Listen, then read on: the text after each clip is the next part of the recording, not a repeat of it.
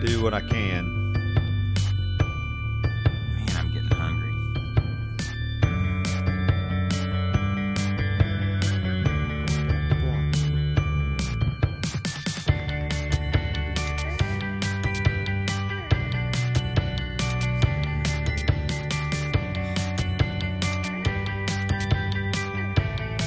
Come on, Mullen.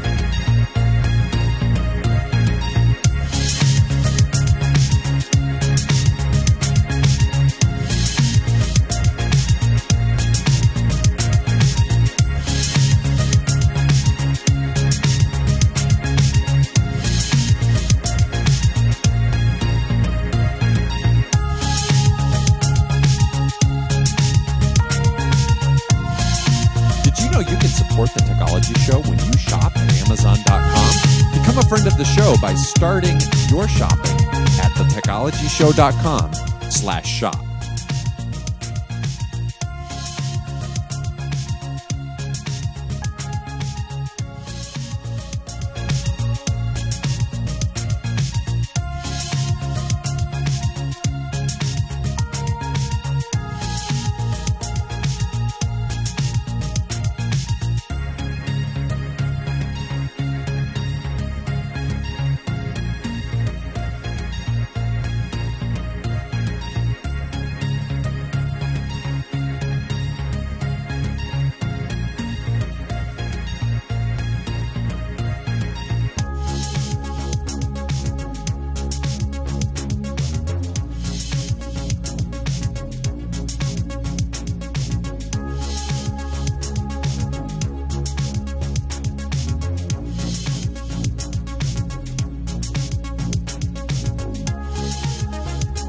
Did you know you can support the Technology Show when you shop at Amazon.com?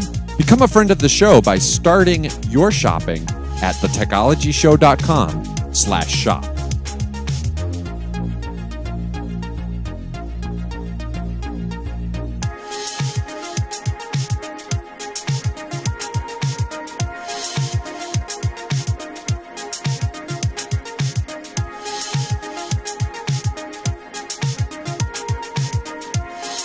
Did you know you can support the Technology Show when you shop at Amazon.com? Become a friend of the show by starting your shopping at thetechnologyshow.com/shop.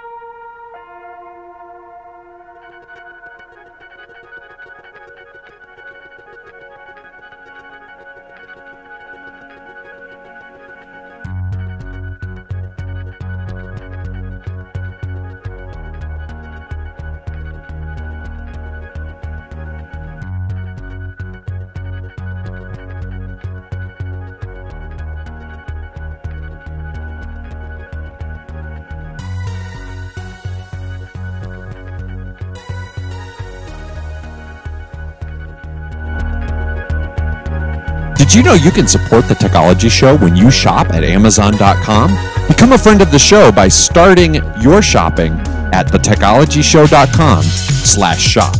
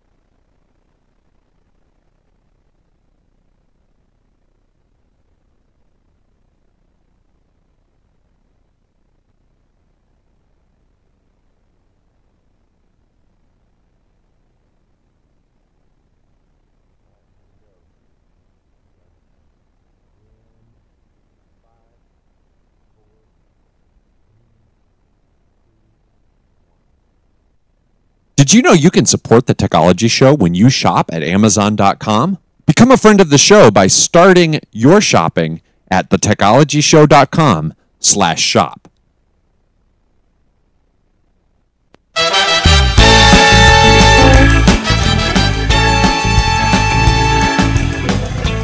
It's Tuesday, August 20th, 2013. Oh, goodness, I knew it was going to happen. Sorry.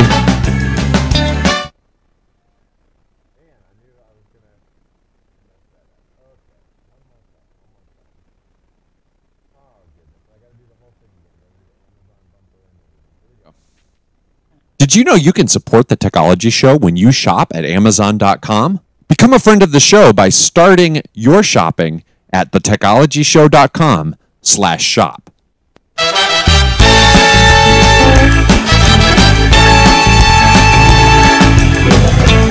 It's Tuesday, August 20th, 2013, live. Sorry, Tony, I'm working out the bugs on this. I still have not gotten it straight. We got to do it one more time. Sorry to our live listeners. Just enjoy that. You all there in the chat room, have fun. Okay, here we go.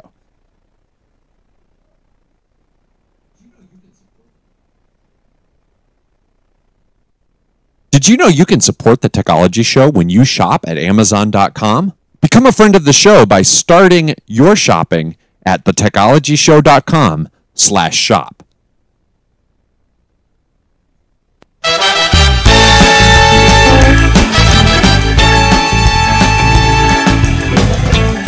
It's Tuesday, August 20th, 2013, live from rural Pickens, South Carolina in the Technology Studios, where third time is the charm, or was that the fourth? I'm Matthew TG. I am Heath Mulligan.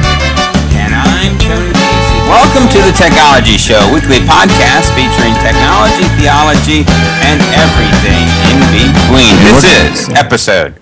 And we're going to do it one more time, guys, because I still did not have microphones set right or anything. So I'm trying to focus on too much here. Tony, really speak up there, okay, on your end. And, all right. Yeah, thank you. And Heath, let me hear you real quick. Hello. Okay, one more time. Did you know you can support the Technology Show when you shop at Amazon.com? Become a friend of the show by starting your shopping at thetechnologyshow.com/shop.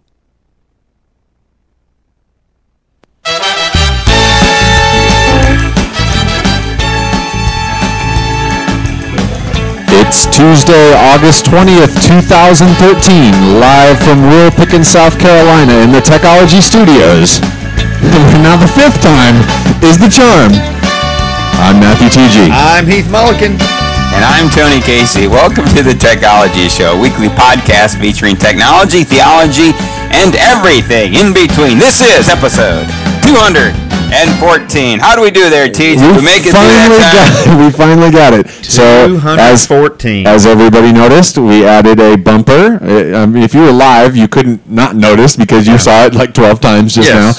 But added a bumper for our basically affiliate link with Amazon.com, where we want you to know if you do shopping, if you shop on Amazon, it doesn't cost you anything to help us out. If you start your shopping by going to the technologyshow.com, clicking on the Amazon logo, man, you would make our day and help us out. So, go for it.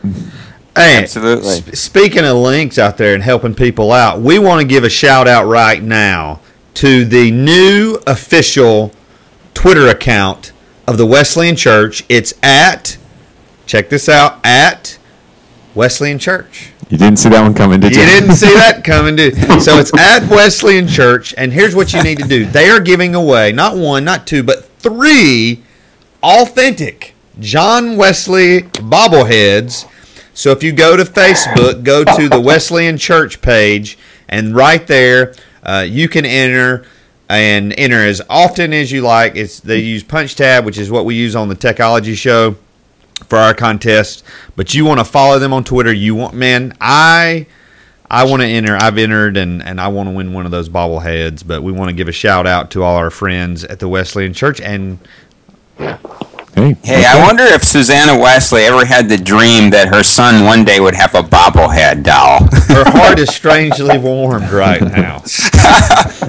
Hey, Teach, talk about the chat room. Yeah, so as we've switched to YouTube for our live streaming purposes, we have also changed up our chat room, and we are back on IRC. So, guys, we got a nice full chat room today. If you would like to figure out how to register your nickname and all that kind of good stuff, you can go to our site, and there is a post where I created a 10-minute video. It was supposed to be 3, but it ended up being 10, on how you can register your nickname, how you can send private messages, all that kind of good stuff.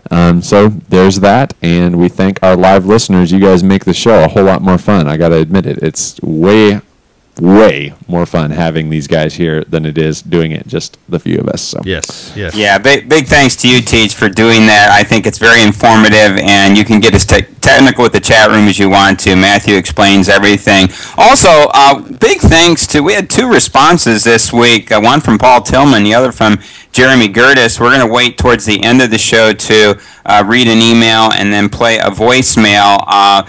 And we're thrilled with both of these responses, and it really gets to something that Tej and I have been talking about here for quite a while, our desire for people to call our number, to leave a voicemail, or to send us emails. Part of what we can do on this show, and the dynamic of the show, is that if you have information out there or things you can add to the conversation, we want you to do that through emails and through voicemails. So we've got those at the end of the show, and we'll play those for you.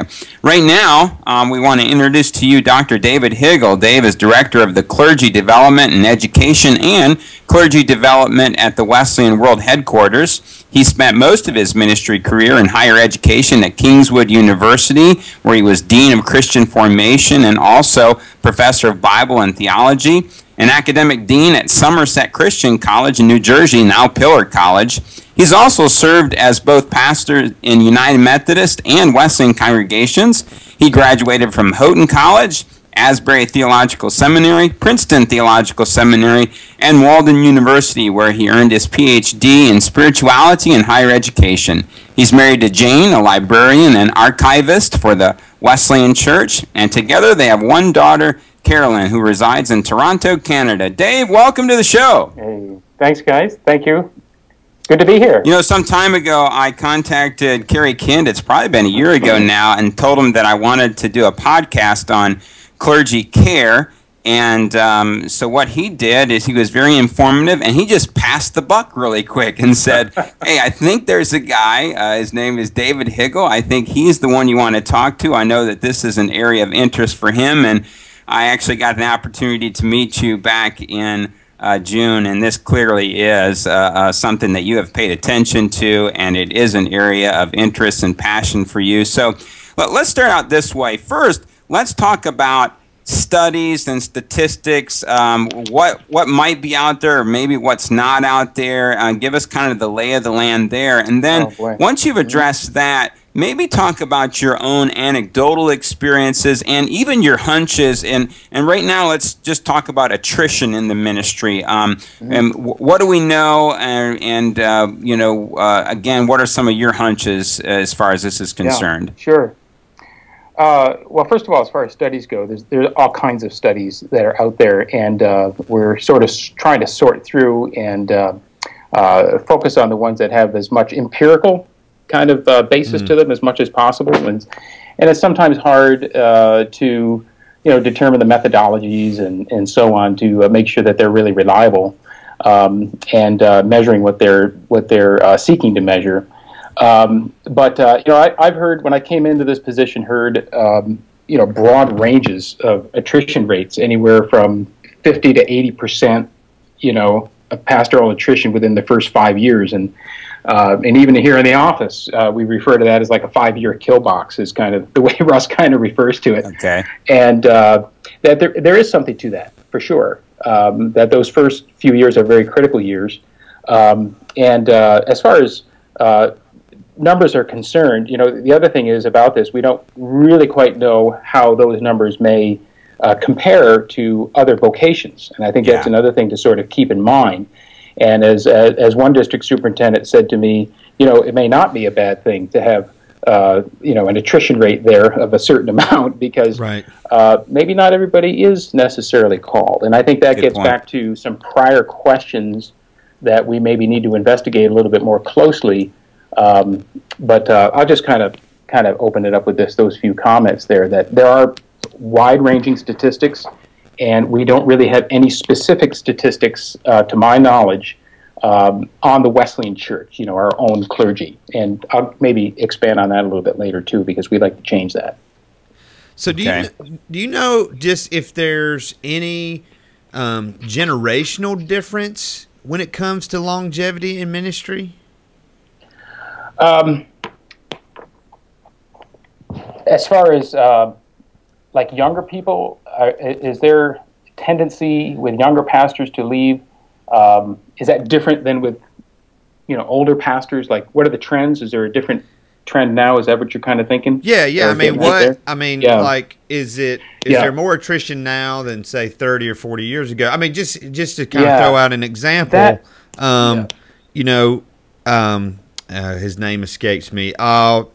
Oh man, he was the president at Southern Wesleyan. Was the president of the conference of the Wesleyan Church, and he had 100 ministers that he wanted to train. Oh, yes. Nicholson. Yeah, yes. Roy Nicholson, who had he wanted 100 ministers, and I remember being at General Conference. So many of those are still in ministry, and I just know from just people I was in school with, and know how many are not in ministry. So I'm just wondering, what have you seen in your time, if there's a difference in that? Yeah, I really don't know if there's how much of a difference there really is. I do have some figures that I've obtained from a researcher at Notre Dame just very recently. I was asking him about some of these issues and looking for reliable studies and numbers on this. And it's interesting. I have some numbers that he gave me that, like, within 7 to 20 years, okay, so if you take a span of people who are in the ministry, pastoral ministry for 7 to 20 years, 30 to 45% of them are going to leave within that 7 to 20 year period. And that seems like that's quite high. I mean, now what's interesting to me is, like, I did read a study on the Nazarene Church, which would be a closer comparison maybe to our church, certainly doctrinally and maybe culturally as well, similar. And this is from a 2010 study in the Nazarene Church. In 5 years, they had like a 14% attrition rate. In 10 years, it was about 28%. Hopefully you got your pencil sharp in here. You can take these numbers down. In 15 years, it was 41%. So that's interesting, because what they were telling me at Notre Dame is 7 to 20 years, it's 30 to 45%.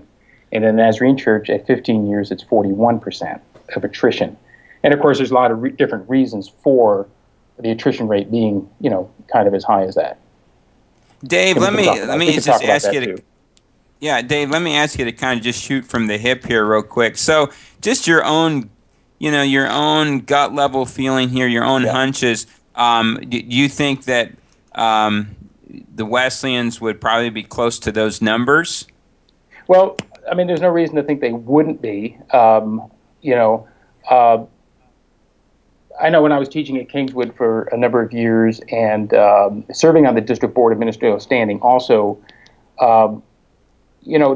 today you're asking about generational differences. I think one of the differences, and I'm also hearkening back, I continue to think of that talk that Keith Drury gave at the symposium here in June, sort of some of the differences between what it was like for someone to have a sense of calling to ministry maybe back in the 60s and 70s compared to what it's like now. And the culture has changed dramatically, of course, in North America. And, one of the things that we do see that probably is a difference is, a greater willingness now for people to kind of explore various options. They kind of, and I did see this certainly in our ministry setting at Kingswood. People come in, they have a sense of call. Students would come in having a sense of call, but they're not necessarily coming in with a sense of call for a lifetime. Right. And certainly not, and the context would be different too. So what we see, I think, with my hunch would be with young people today, especially, They just want to change the world. They want to make a difference for Christ. Right. Whether or not that is in a traditional vocational, ministry setting, like what maybe I experienced growing up, Sure. or not, that's up, for questions. So we've got all kinds of social justice issues out there, and other ways to serve, and poverty issues, and all kinds of things. So my hunch would be that they're not necessarily feeling or sensing that, specific call to an ordained ministry, pulpit ministry. Some are, obviously. We don't want to paint with too broad a brush here. That's not always the case. Sure. But today, just the way the culture is, there's a lot more fluidity and flexibility in thinking and willingness to explore. And again, sort of going back to Keith's talk, I want to work at Starbucks or whatever while I do ministry over here. So it's a different conception of the nature of what it means to be called. Well, also, I was part of the symposium there, Dave, and that was, as Keith presented that, for those of us that are DBMD chairs, the District Ministerial Board of Development, we're in charge of the track for ordination. I do that in South Carolina. I think that there was agreement across the board that what he was seeing and what observing about the idea of call, not necessarily for a lifetime in the way that we viewed it 20, 30, 40 years ago. I think there was full-scale agreement at that symposium on that. Let me ask you this as well. As a former youth pastor, I've been thinking about a lot of youth ministry issues, but over the last 20, 25 years, as youth ministry has grown as a profession, do you think a lot of our students are coming through church, they have a great youth pastor, and they see the job that he has. They see the things that he does. They're going on mission trips, and you're going to amusement parks, and they see the fun side of the job, and they don't see it as a calling. They see it as, oh, my youth pastor has a really cool job. Right. And so they go to Christian school to get a ministry degree, but they're just interested in the job, and then they get into it, and they're like, whoa, whoa, whoa, Yes. Well, that's right. When they get out in the field, they find out that oftentimes that it's just a lot different than what they imagined it was going to be. Yeah. And so, when I think this pushes us back to, all of our institutions that have ministerial preparation courses and our DBMDs and the whole process by which we help not just young people, but other people, second career people, help them explore the nature of what it really means to be called and what is a realistic understanding of the nature of the church today and what that will be like for them as a life that they will live. Right. Yep. And so there's often this, you're right, there's often a disconnect there between their perception versus, the reality once they get out there and realize that, leadership in a church can be very lonely, can be very isolating, and the demands on ministers are very great today. And so they don't always have that clear understanding prior to launching out. Yeah. And so then they get hit hard. Wow, that's not what I thought it was going to be, and then they bail out. Yeah. In your own research, Dave, are there things that are particularly that you have found that are particularly taxing upon ministers? Well, if we want to talk about like factors that kind of either nudge people out of the ministry or that actually, are catastrophic kinds of things, there's everything in between. There are definitely certain indicators or leading factors, I guess you should say. I want to talk a little bit later about this researcher friend of ours that we're developing a relationship with at Notre Dame, but he has a Lilly endowment. His study is funded by Lilly. It's very interesting what he's finding out.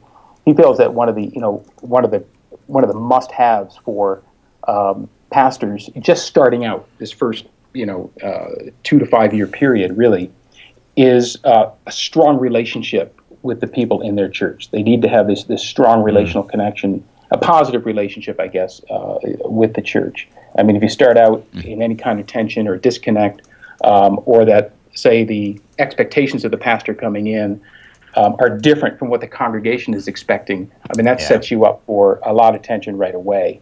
So, a poor match right off the bat is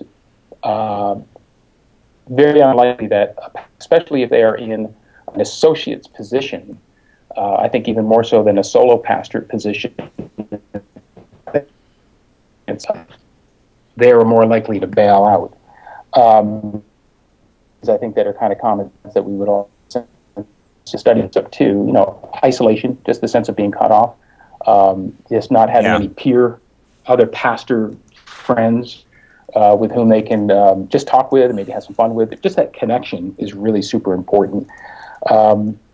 You know, we talk about moral failure. I mean, some of these other factors can set somebody up, in a sense, for moral failure because they do sense that isolation, or maybe they've fallen into some kind of discouragement over time, and so that kind of sets them up. And then, too, also is the quality of the marriage relationship if they are married. That plays a significant part too.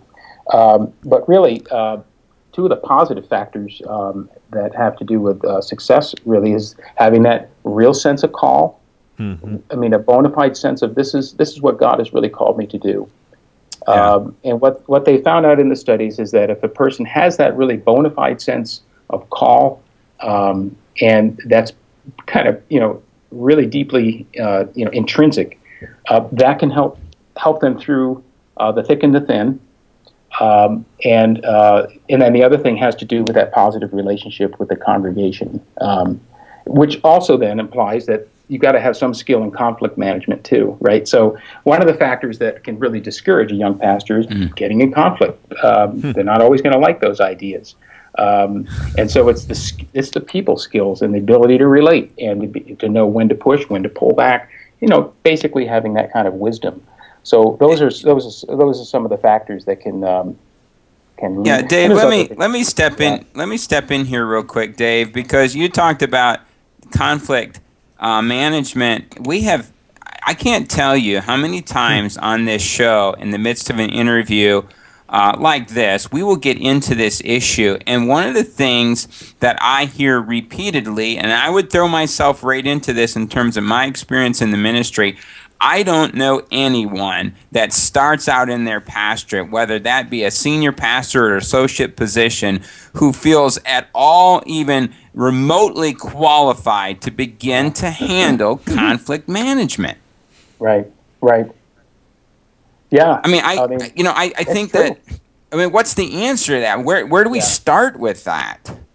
Well, I mean, if you look at, as far as the Wesleyan Church is concerned, I mean, we have all our various avenues for coming into the ordained ministry. We have our various programs of ministry preparation at all of our schools and our seminary, and that is a great place to integrate within the courses themselves and their experience on campus. So it's not always just the formal educational, the classroom where you learn these things. And I know, for instance, just my experience at Kingswood, we were very sensitive to students that were having interpersonal conflicts and so on, and helping them work through things. In our developmental, committees where students would have to appear before, maybe if they had major conflicts with somebody or other issues. We would help walk them through and teach them firsthand how to deal with these issues. But courses, I know I teach an adjunct course at the seminary, Wesley Seminary, and they do teach that there. It's part of the Congregational Relationships course, for instance, that they have at the seminary. There's some excellent texts that they use for that. There's a great book by Ken Sandy, which has to do with peacemaking. Really, really great stuff. So it has to be in our formal preparation, and maybe there are things that we can do as we look at our DBMD process too, of recognizing these issues and maybe helping in that way too. So we have to kind of come at it, I think, from different avenues. Yeah. Well, there's two avenues to conflict management. You're either learning to defuse a bomb, or you're learning to keep the blast radius as small as possible. Right. Yes, exactly. That's true. That's right. Right on. So we know a lot of the things that pastors struggle with, some of the things that are taxing. So have you been able to identify some of the best practices which actually contribute to longevity in ministry? Yeah. Well, I think one of the things, and we've already mentioned it, really is this sense of call. I think that's not going to go away. We have to really help these young ordinands coming up and also these other second career people to really explore that very carefully, to make sure that they and their spouse have a sense of God's presence and calling in their life for what they are being prepared to do. That is just really critical. And so I think that's one thing. I think that's, and again, I mentioned the having positive relationships, meaningful relationships with other peers, that to avoid that on a negative side, that isolation. So just cultivating good, healthy relationships. Even doesn't have to be a lot either. Just be one or two that you can go to and just be yourself. And that leads me to another factor, and that's what is often referred to as de-rolling, which you may know that term, to de-roll. I mean, we have, our ultimate identity is in Christ, regardless of your vocational call, really. So we sometimes talk about vocational identity. So I want to make that clear, that supporting all of that, obviously, is our relationship with Christ and who we are in Christ as kingdom people. But, and so in a way, our role as pastors is a role that we play. And so at times we have to get out of that role. You've got to sort of get away from the congregation sometimes. And this is where the sabbaticals and actually personal Sabbath. So, like Matthew Sleeth's book, 24/6, which we've been using to great effect in the denomination. In fact, a lot of the people here at headquarters are going on a retreat with the Sleeths here in a couple weeks for Sabbath practice. We're not very good at practicing that. That's another issue. The ministry lends itself, especially because people are so, pastors are so called to serve other people, that they feel, this is a theological issue too, they so quick to put other people first before their own needs. And so on the positive side, you've got to be able to take care of yourself and take time for yourself and not feel guilty about that. So we have to continue to give pastors permission to have fun and to do things outside the life of the church.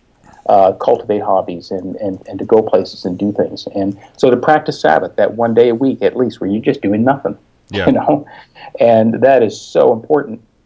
And so and that's another thing then I think that we need to help through the ordination process and in our schools to help pastors in the making to understand the importance of taking personal Sabbath, especially in our American culture today, which is just so production-oriented and 24/7 oriented. So that we have everything pushing against that. We've got to create margin and push that back. And so that's not necessarily an easy thing to do. So, so other self-care strategies, taking care of your own prayer life, your own time with God, not just me as a pastor, but, who am I, Dave, in my relationship with God?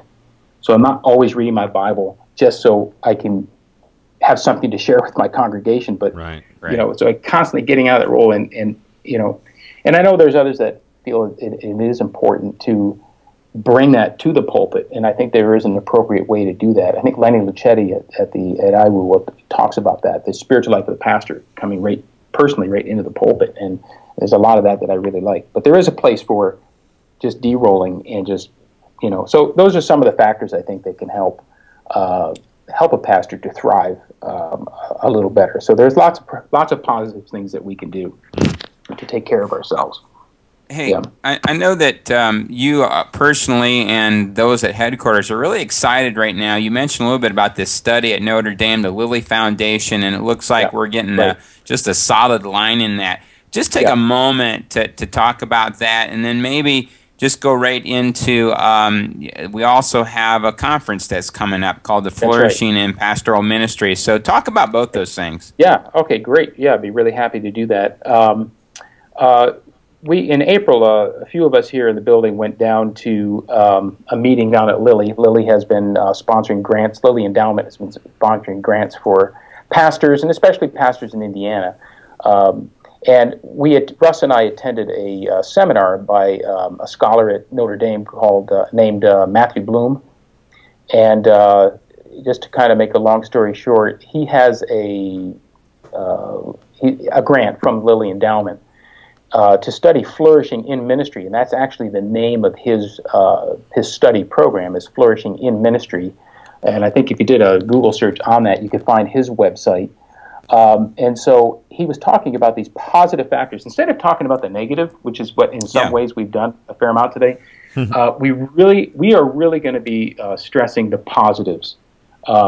We don't want to just be fixated on how difficult things are, but okay, what can we do to help people flourish in ministry? And prior to going to that seminar with Matthew Bloom, that was our orientation anyway here in the office.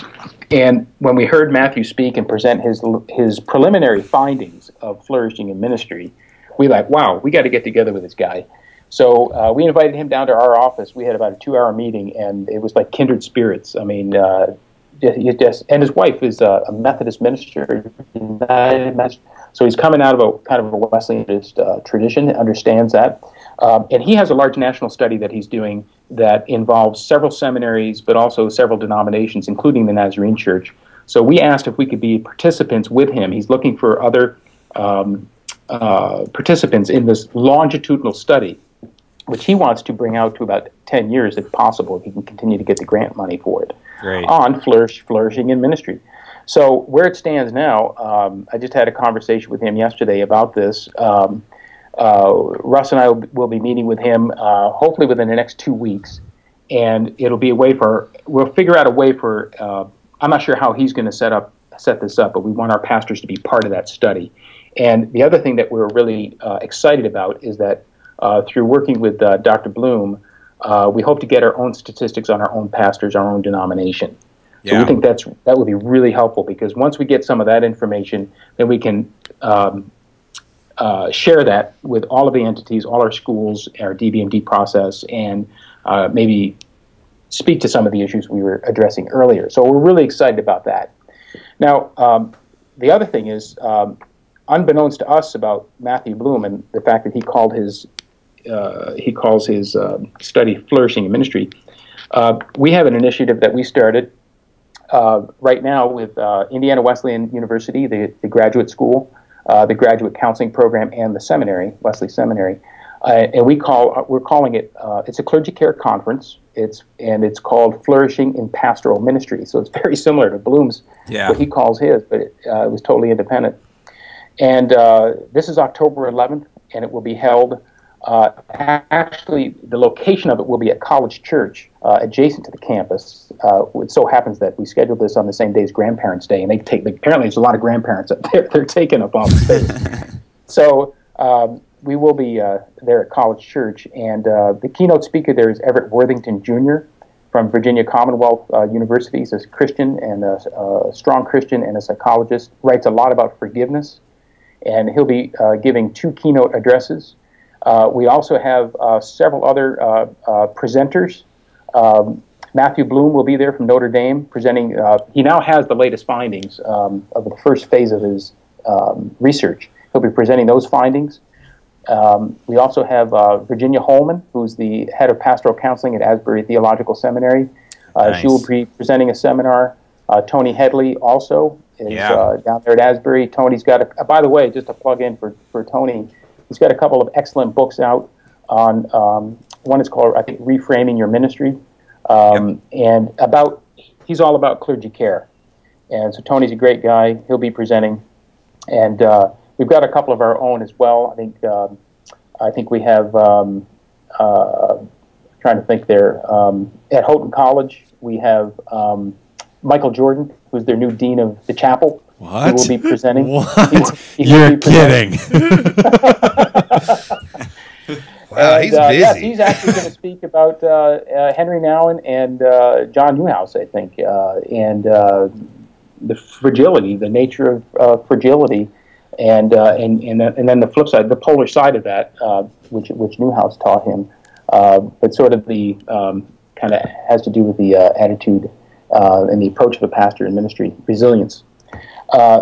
So there are several others there that are skipping my mind. Those are the ones that come to the forefront of my mind right now.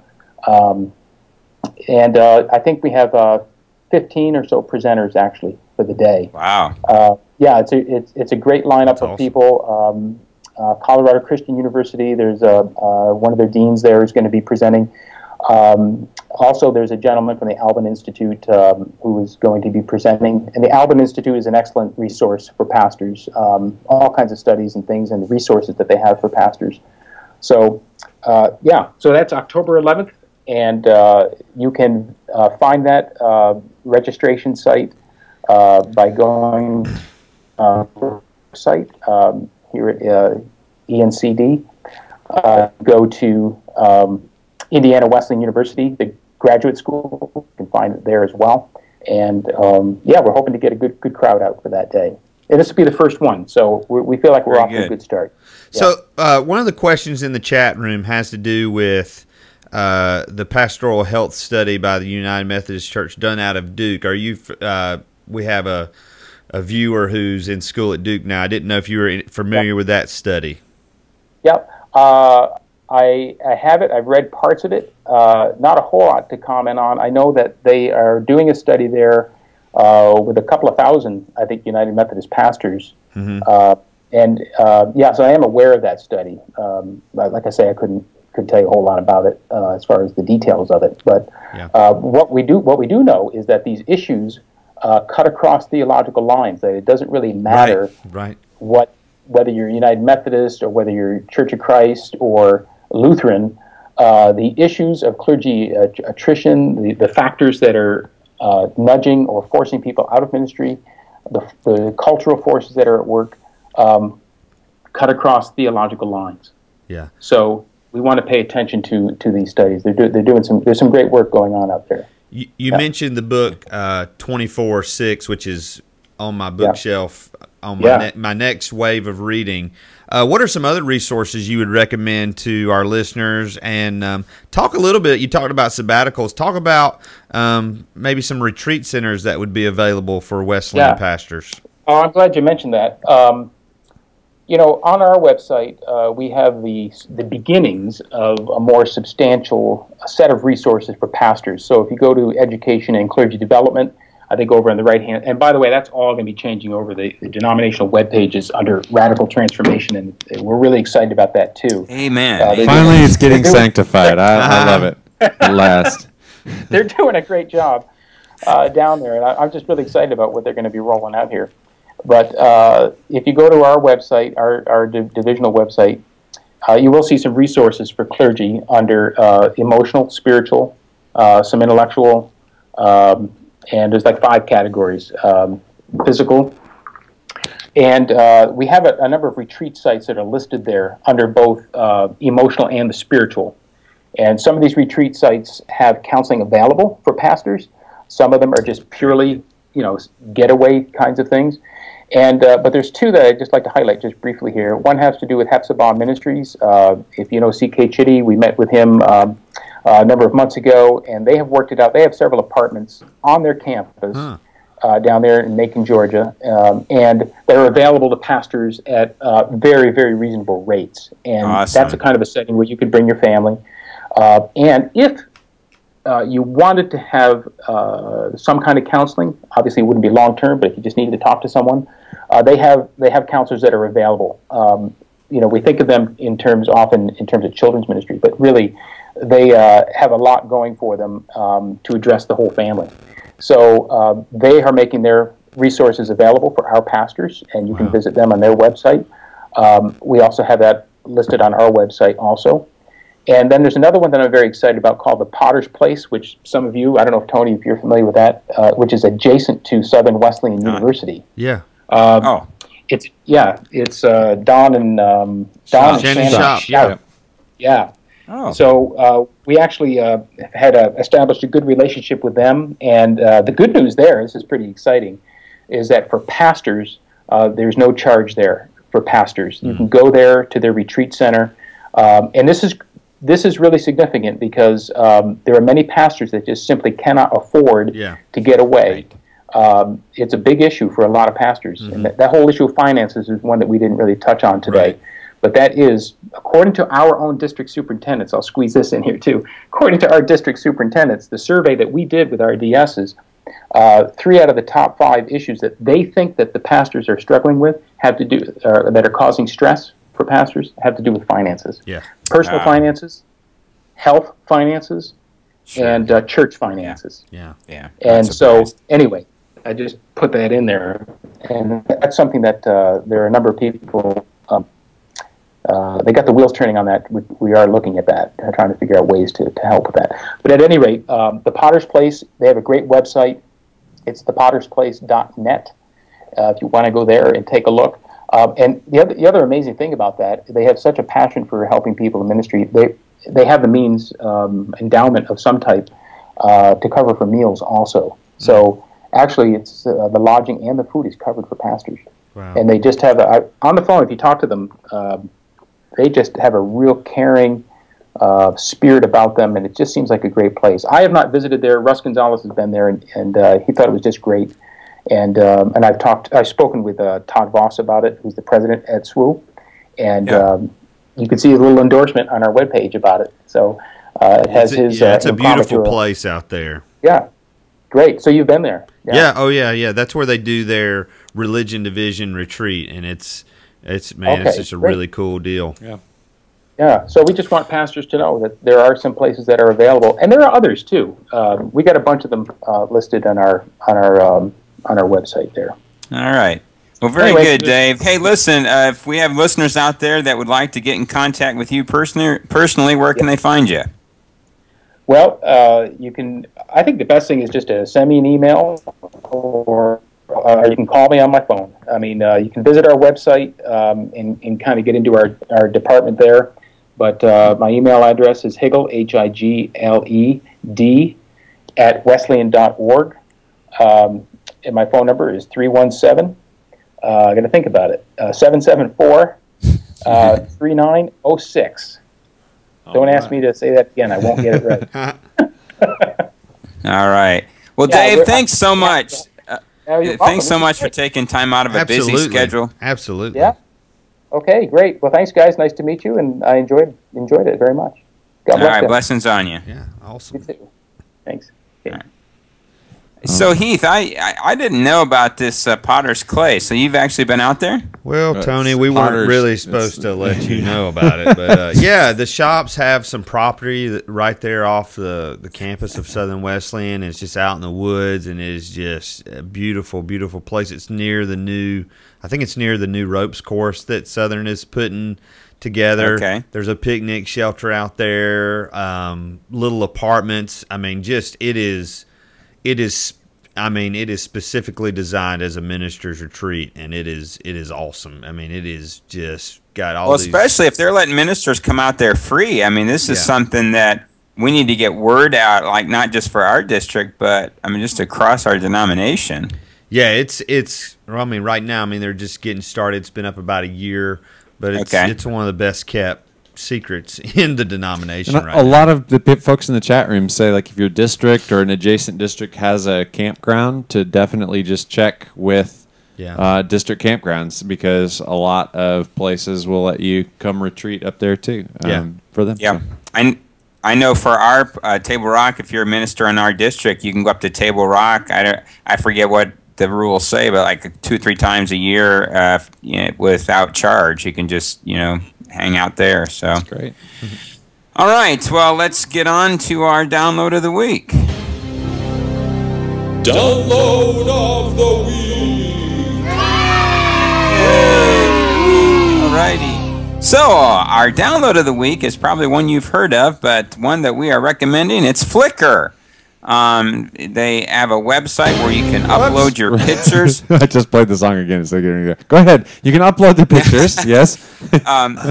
This is by Yahoo, and it's a photo storage area. And, it was a big deal back in the day. I never used Flickr until they announced just about 2 months ago that they were given 1 terabyte of free storage.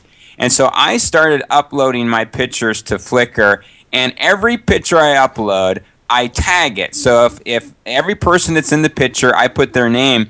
So this is and I've got about 700 pictures up there now, have all kinds of pictures to go yet. And here's the beauty of this. I have connected all of my kids and other friends. They have access to those pictures. All they have to do is type their name. Any picture that they show up in, they can see.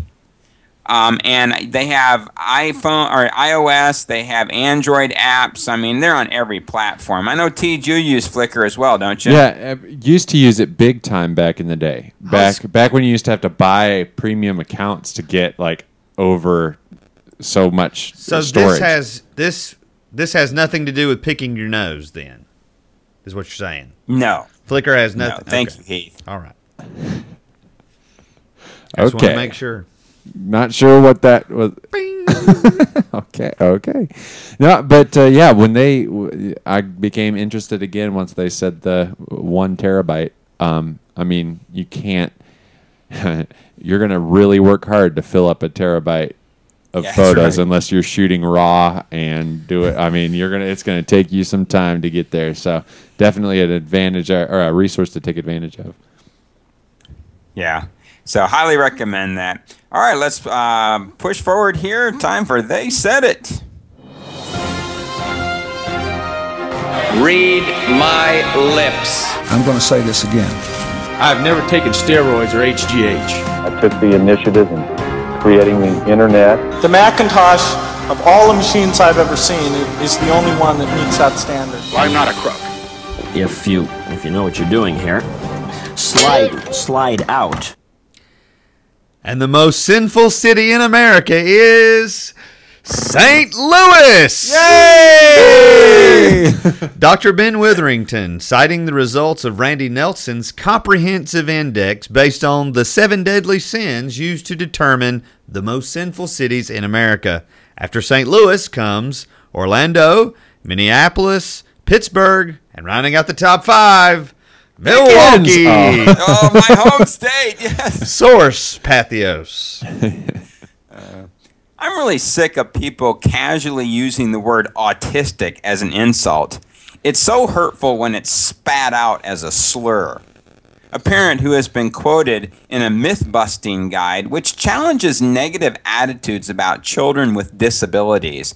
The guide has been launched by the online parenting network Mumsnet. Source, BBC News. We are nuns. We rely on God and the angels to protect us. At the end, they paraded us like prisoners of war and hurled abuse at us as they led us from one alley to another without telling us where they were taking us. Sister Manal, principal of the Franciscan school in Beni Suef, who along with other nuns was persecuted at the hands of the Muslim Brotherhood in Egypt. Source, Huffington Post.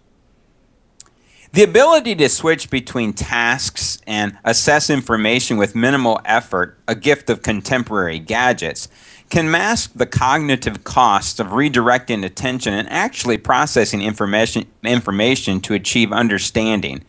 It's easy to mistake familiarity and the feeling of having something at your fingertips with true comprehension. So next time, I might just ask my students to put away their laptops and take notes the old-fashioned way.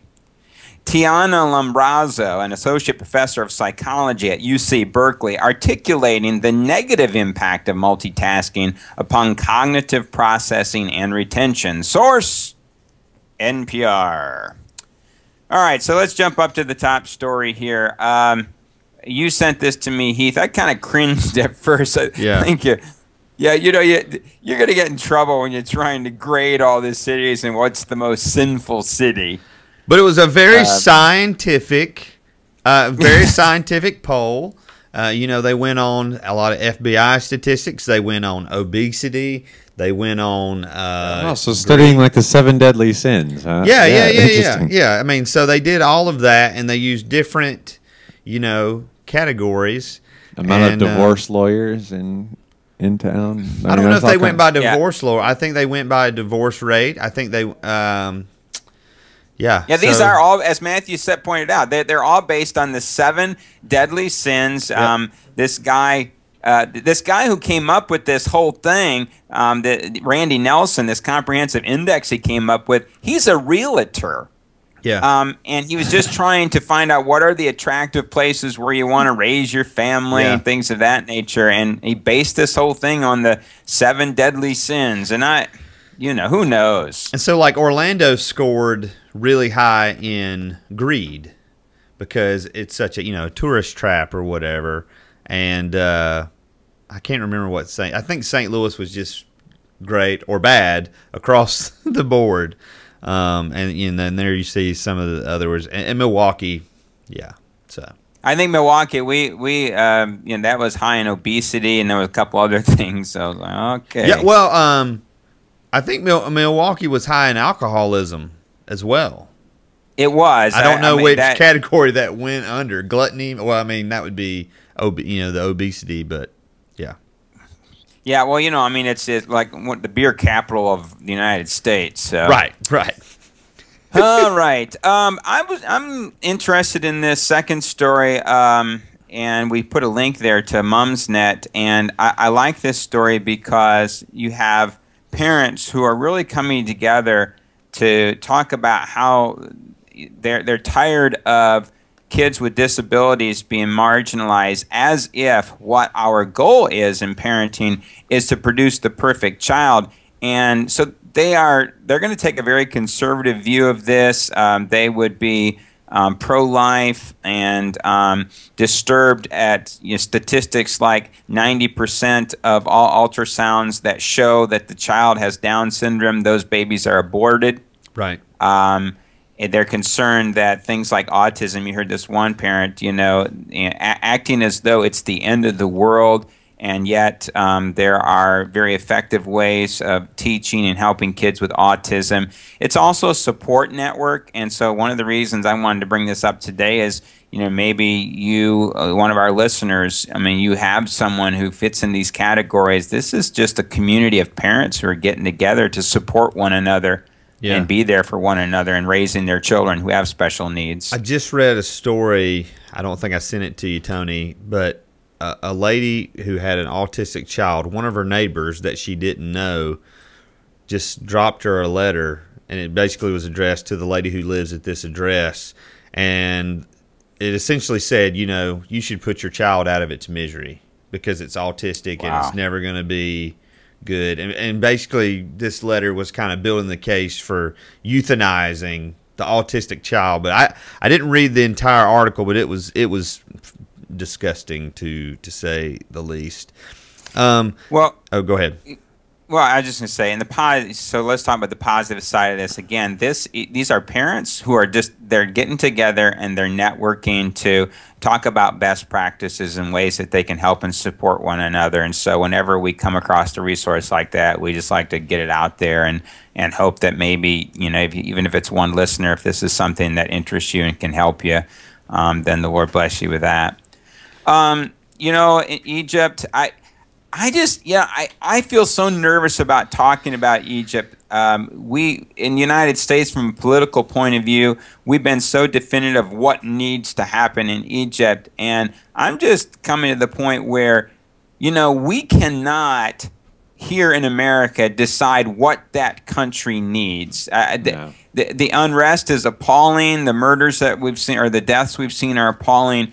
But I guess I'm at the point now where the United States experienced a civil war, and it took that to get the issue settled. And maybe in some of these countries, instead of us always intervening so much to say you need to do this, you can't do that. What's happening to Coptic churches there, Coptic Christians, is just immoral. It's awful. Let me raise my hand for a moment here. Yeah. So I totally agree, and I think that this idea of religious patriotism and democracy. Democracy is not the answer for the world. Jesus is the answer for the world. So there's that. Yeah. We can't solve it. It obviously wasn't solved. Democracy didn't put something great in what the Muslim Brotherhood is. Right. But here's what I think we can do. We took time this past Sunday, first thing before I preached. We had a timeout. I do that on occasion where I talk about something that has no relation to it, to whatever it is. And we took time out. I made sure that the whole congregation, we had our kids in there too, knew that there are, and I used pictures that have been taken over the past couple of weeks of the churches that have been burned, the place that have been done, and then we stopped, we paused, we prayed for our brothers and sisters, and because they are that for us, just to say, hey, we need to be aware that this is happening, and democracy is not going to save anybody, only Jesus is going to do that ultimately, and it's our goal to say, you know, let's join and partner with our brothers and sisters and pray that you know, as they walk through this time, that we're going with them every way that we can. There are a lot of things about what's going on in Egypt that is very appalling, and we've seen this where there was when the government was destabilized in Iraq and in Afghanistan, and now in Egypt, the persecution of Christians absolutely intensifies 100-fold, and the silence of so many, the fact that nobody from our country that I have seen is saying the persecution of Christians is unacceptable. Acceptable. Parading nuns through the street is unacceptable. Burning down churches is unacceptable. None of our that's the world we live in. That's the world we live in. That anyone, if you're a Christian, you're persecuted, you're on your own. Well, I think now wait. I mean, let me back. I'm gonna press against you a little bit here, Heath. I mean, this story that we link our viewers to is a Huffington Post, and they clearly point out what's happening to Christians there. I think that this is getting press, and it's the kind of press that we want it to get. My concern is this, that I've heard some politicians say that the military in Egypt needs to stand down. My response to that is, I don't know if they need to stand down or not. I don't know, and I'm a little bit weary of you know, why do we feel like we need to be the police for the world? Right. It is easy for us halfway around the world to say what needs to happen there. Yeah. Now, the persecution needs to stop. I totally agree with that. Yeah. Maybe the military is the answer to the end of that persecution, and I don't think that we honestly know what needs to happen there. Oh no, it's definitely getting press. But what I'm saying is that I haven't seen our Secretary of State, our elected leaders, our president publicly say this is unacceptable. We're not going to stand for that. This is not the way. I haven't seen any Muslim leaders stand up and denounce what's happening to Christians. And I just feel like, well, again, I'm going to push back against you. There have been some moderate Muslims who have been vocal about this, especially in Saudi Arabia, and so I'm thinking more from America. What do you want, Heath? What do you want? I'm living in America. I want some Americans. I don't know, man. It bothers. Right, real quick, I want to leave a little time for viewer responses. The last story here. This is a credible study that we link you to, and it's about multitasking. You're not going to be surprised to find out that students who sit in class who multitask don't do as well as students who don't. But here was the surprise from this study, that students who are distracted by multitaskers actually perform even worse than those who are doing the multitasking. Their attention is drawn away by people checking Facebook, checking their email, checking their Twitter accounts, things of this nature. And my interest in this is to just shift this to the church world, and for those of us who are, pastors and preaching, what does it do to parishioners who are sitting around with with someone who has a tablet and they're doing all kinds of other things on it? They can be a huge distraction, more of a distraction to the person next to them than they are to themselves. What? What did you say? Oh, sorry, I was multitasking. You were checking. You were checking. You were surfing the internet, right? Yes. No, I wasn't surfing the internet. Matthew's got it all tied up. Yeah, we got to make this show happen. Charter cable. All right, here. Let's take a moment here to talk about, to feature some of the response from our viewers. First, a voicemail from Paul Tillman. Hey, this is Paul Tillman, your listener that's always apparently a talker.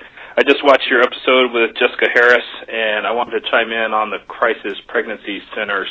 I just wanted to let pastors know it's not just for women to volunteer there anymore. I'm a volunteer at our local crisis pregnancy center because our center has started a men's services because they realize how important it is and how much influence guys have on women's choices for whether or not they're going to have an abortion, even though legally it's the woman's choice.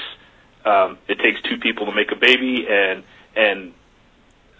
women do rely somewhat on what their partner is thinking. And so I've been doing that. I just started that. I finished my training over the summer, and I've been working in our center for about 2 weeks now. Okay, keep up the good work, guys. Bye. Awesome. Yay. Thank you, Paul, from up there in Minnesota, the fourth most sinful city. Or no, what were they? Number 3. So he's got his work cut out for him up there. And then we also had one via email too, didn't we? Yep. Let's read it. This email comes from occasional co-host Jeremy Gertis, and this is what it says.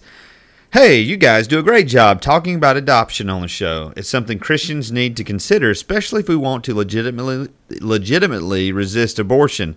Another subject which we too often overlook and or fail to address in the church is in vitro fertilization, and more specifically, the embryos which are leftovers from that process. Here's a story about a family that did something about that issue and the rather unexpected result they received. And in our show notes, there'll be a link to this story from Iowa. Great story. Just about a 2 or 3 minutes long. And thanks, Jeremy, for emailing us and letting us see that. Yeah, and the local media covered it there. I think it's the NBC affiliate. We would play that, but what's going to happen is they'll red flag our episode if we do it, and red flag us for unfair use. YouTube will hit us on that one. So we got the link. You can go watch it yourself. Yeah. Yep. Alrighty, let's talk about what's coming up. First, September the 3rd, TG, you and I will not be here, so there's no show. So yes, tell us where we're going to be. Well, we're going to be putting a camera in the corner of Heath's house to secretly monitor. I mean, if you'd like to just tune in, it's like the Truman Show. Yeah. So you can tune in and see. We're going to be looking at highlights. It's going to be a high and the low lights from all the shows. No, we're going to be in Haiti there, and excited to be there. Excited to do work with Greg, who Greg's been on our show multiple times, and going to be working on the guest house and hospital, and are pumped about it. So we'll be bringing back a report, I'm sure, the next week. Maybe, I mean, we'll have our phones with us, so we can shoot some video down there if we wanted to.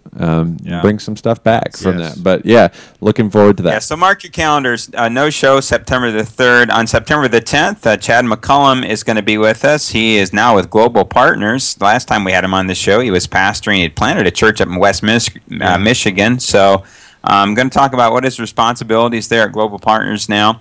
September the 17th, Dr. Devin Smith. We had to reschedule him. He was just a trooper about that. He's in charge of online education at Bartlesville Wesleyan and Wesleyan University.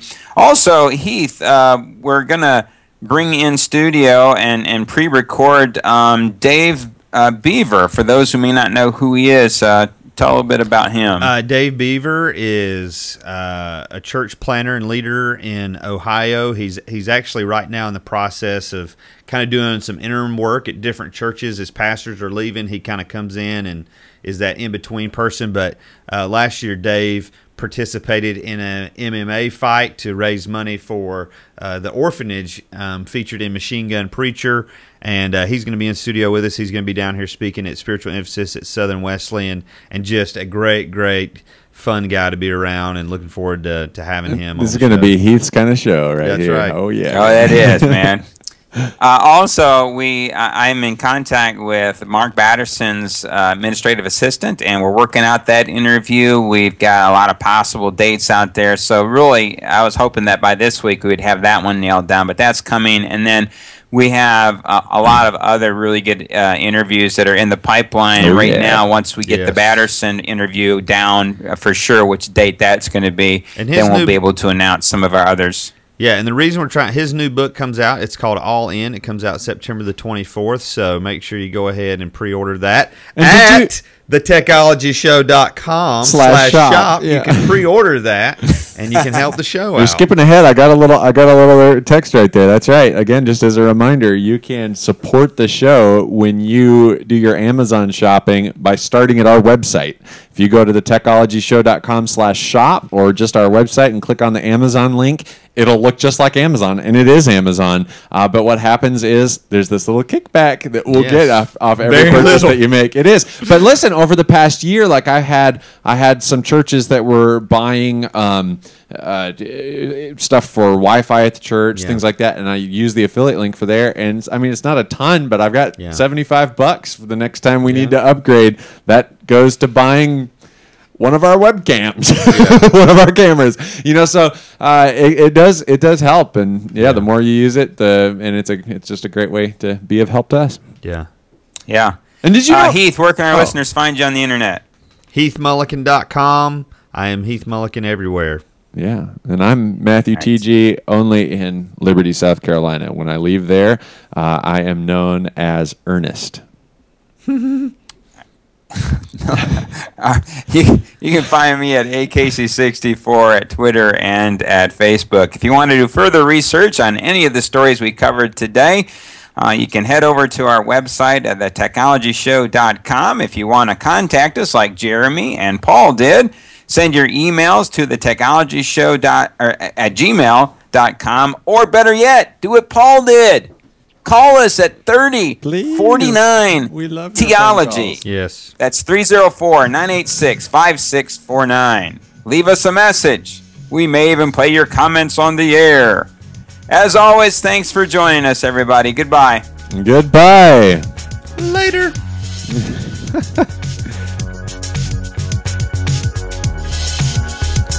I like our outro music.